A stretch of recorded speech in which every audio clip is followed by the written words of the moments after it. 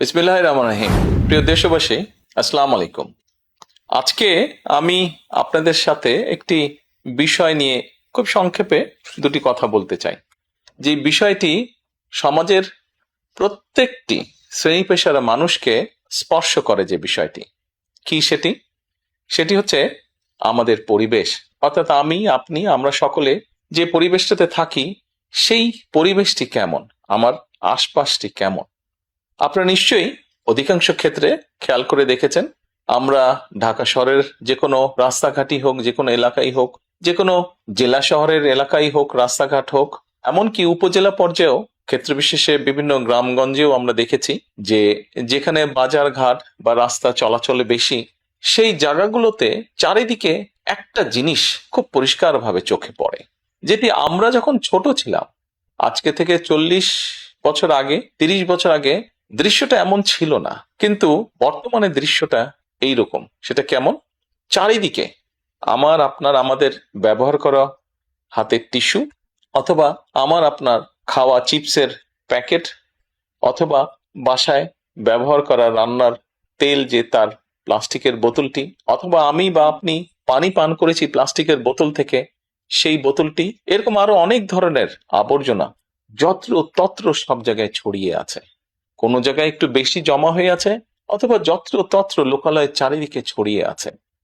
চিন্তা করে দেখুন তো, আপনার ঘরে, যে ঘরটিতে আপনি থাকেন, যে বাসাটিতে আপনি থাকেন, যদি চারিদিকে এমন টিস্যু ছড়িয়ে থাকতো, যদি চারিদিকে এমন আবর্জনা ছড়িয়ে থাকতো, আপনার কাছে কি ভালো লাগতো দেখতে?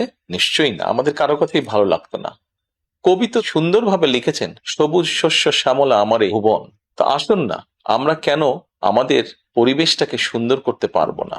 বাংলাদেশের অধিকাংশ মানুষই পায়ে হেঁটে চলে, অথবা রিক্সায় যায়, অথবা বাসে চলাচল করে। এই মানুষগুলো যখন রাস্তা পার হয়, বিভিন্ন জায়গায় যখন আবর্জনা জমে থাকে, ময়লা থাকে, এই মানুষগুলোর কিন্তু অনেক কষ্ট হয়, বিভিন্ন জায়গায় অনেক দুর্গন্ধ হয় এই আবর্জনা জমে থাকে।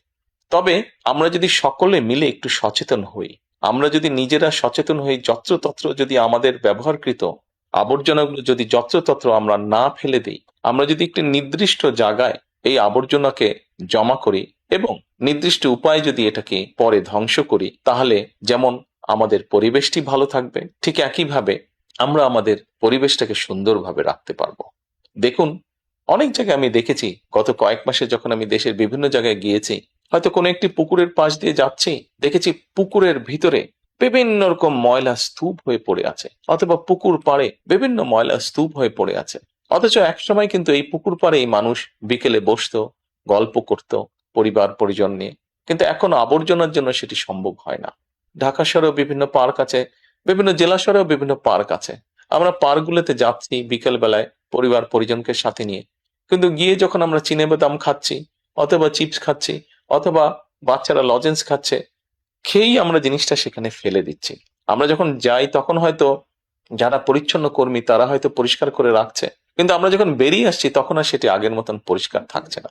কিন্তু যদি যে পরিষ্কার থাকতো, আপনি যদি পরিষ্কার করে রেখে আসেন, আপনার পরবর্তীতে যে যাবে সেও সেই পরিচ্ছন্নতা, সুন্দর পরিবেশটি উপভোগ করতে পারবে। কাজে আসুন না, আমরা যদি আজকে থেকে প্রত্যেকে সচেতন হই, আমাদের হাতের আবর্জনা বা ব্যবহৃত আবর্জনা যদি নির্দিষ্ট জায়গায় সুন্দরভাবে আমরা গুছিয়ে ফেলি, তাহলে ধীরে ধীরে হয়তো আমরা আমাদের এই বাংলাদেশটাকে আবর্জনা মুক্ত করতে পারবো, সুন্দর একটি পরিবেশ গড়ে তুলতে পারবো।